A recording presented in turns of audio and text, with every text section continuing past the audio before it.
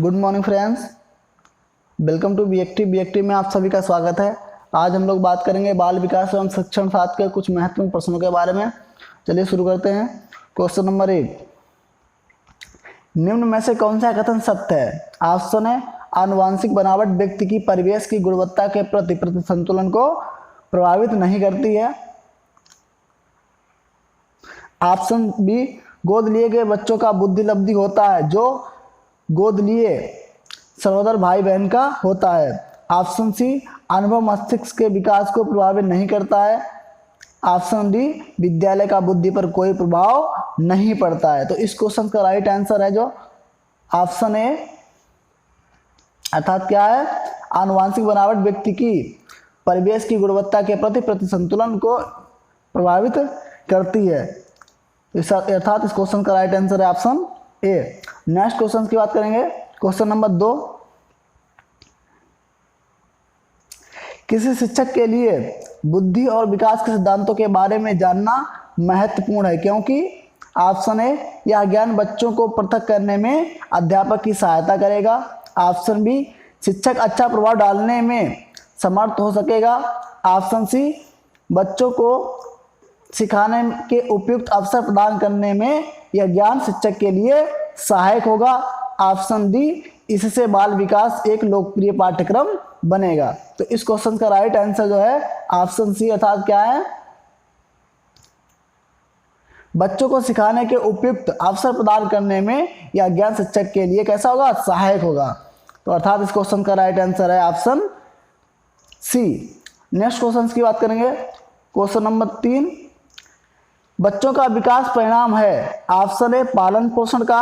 Option B, आनुवांशिकता और पर्यावरण के मेल का। ऑप्शन सी, आनुवांशिकता का।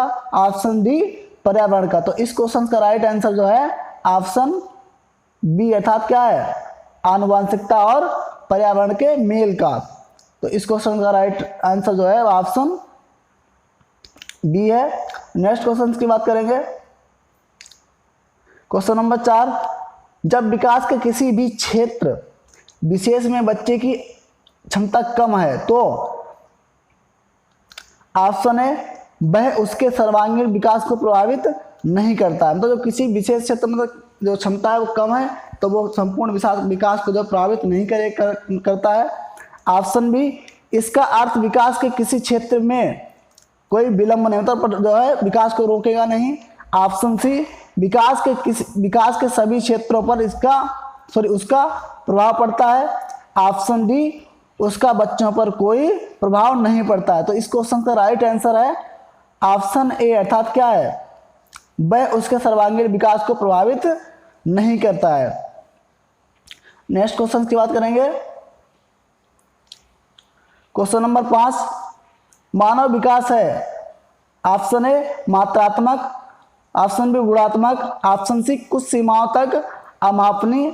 ऑप्शन डी, मात्रात्मक और गुणात्मक। तो इस क्वेश्चन का राइट आंसर है ऑप्शन डी, अर्थात कैसा है, मानव विकास। ऑप्शन डी सही है, अर्थात क्या है, मात्रात्मक और गुणात्मक। जो मानव विकास है वो कैसा होता है, मात्रात्मक भी है और गुणात्मक भी है। नेक्स्ट क्वेश्चन की बात करें। क्वेश्चन नंबर 6, इनमें से कौन सा बाल विकास का सिद्धांत है? ऑप्शन ए, वह परिपक्वता तथा अनुभव के बीच अन्योन्य क्रिया की वजह से घटित होता है। जो विकास है वो क्या है, परिपक्वता और अनुभव के बीच अन्योन्य क्रिया करके जो है घटित होता है। ऑप्शन बी, अनुभव विकास का एकमात्र निर्धारक है। ऑप्शन सी, विकास प्रबलन और दंड के द्वारा निर्धारित किया जाता है, मतलब बच्चे को प्रताड़ित करके विकास को, मतलब उसका ज्ञान, उसमें ज्ञान ठूसा जाए। ऑप्शन डी, विकास प्रत्येक बच्चे की गति का सही ढंग से अनुमान लगा सकता है। तो इस क्वेश्चन का राइट आंसर है ऑप्शन ए, अर्थात क्या है,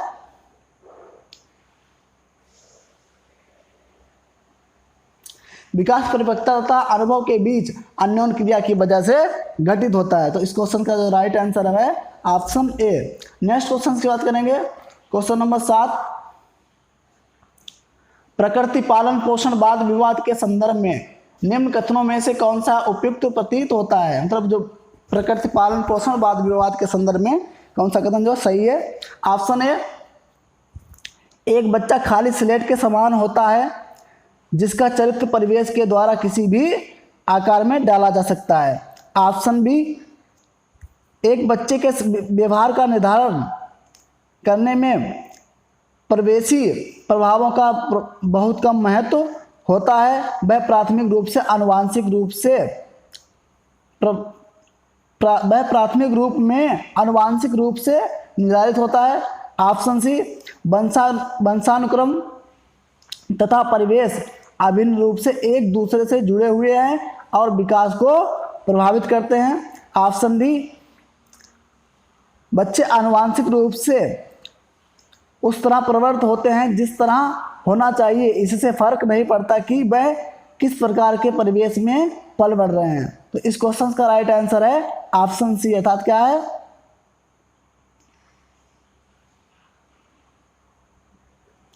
वंशानुक्रम परिवेश अभिन्न रूप से एक दूसरे से जुड़े हुए हैं और विकास को प्रभावित करते हैं, अर्थात इस क्वेश्चन का जो राइट आंसर है वो ऑप्शन सी है। और नेक्स्ट क्वेश्चन की बात करेंगे, क्वेश्चन नंबर 8, विकास के बारे में निम्न में से कौन सा कथन सत्य है। ऑप्शन ए, जन्म किशोरावस्था से आगे की ओर बढ़ता है और फिर पीछे की ओर, मतलब जन्म जो है वो किशोरावस्था के तक जो है आगे की तरफ बढ़ता है फिर पीछे की ओर। ऑप्शन बी, विकासात्मक परिवर्तन एक सीधी रेखा है, जो विकासात्मक परिवर्तन है वो क्या, एक समान रेखा मतलब सीधी रेखा है। ऑप्शन सी, विकास भिन्न भिन्न व्यक्तियों में भिन्न होता है। ऑप्शन डी, विकास जन्म से किशोरावस्था तक बहुत तेज गति से होता है। तो इस क्वेश्चन का राइट आंसर है ऑप्शन सी, अर्थात क्या है, विकास भिन्न भिन्न व्यक्तियों में कैसा होता है, भिन्न होता है, मतलब किसी व्यक्ति का विकास जो है मतलब 10 व्यक्तियों का विकास जो है समान नहीं होता, यहाँ तक कि 2 व्यक्तियों का भी विकास जो है समान नहीं होता, कुछ ना कुछ डिफरेंस जरूर होता है। क्वेश्चन नंबर 9 की बात करेंगे, डेस एक प्रक्रिया है जिसके माध्यम से मानव शिशु समाज के सक्रिय सदस्य के रूप में निष्पादन करने के लिए आवश्यक कौशलों का अर्जन करना आरंभ करता है। ऑप्शन ए, विकास, समाजीकरण, ऑप्शन सी, सीखना, ऑप्शन डी, परिपक्वता। तो इस क्वेश्चन का राइट आंसर है ऑप्शन बी, अर्थात क्या है, समाजीकरण। नेक्स्ट क्वेश्चन की बात करेंगे, क्वेश्चन नंबर 10, आज का लास्ट क्वेश्चन, निम्न में से कौन सा कथन विकास और अधिगम के बीच संबंध को सर्वश्रेष्ठ रूप से जोड़ता है। ऑप्शन ए, विकास अधिगम से स्वतंत्र है। ऑप्शन बी, अधिगम विकास के पीछे रहता है। ऑप्शन सी, अधिगम और विकास समानार्थक परिभाषिक शब्द है। ऑप्शन डी, विकास और अधिगम एक जटिल तरीके से अंतः संबंधित हैं। तो इस क्वेश्चन का राइट आंसर है ऑप्शन डी, अर्थात क्या है,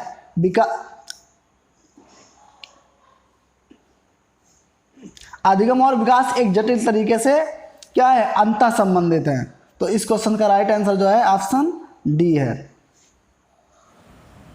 आई होप आपको सेशन पसंद आया होगा।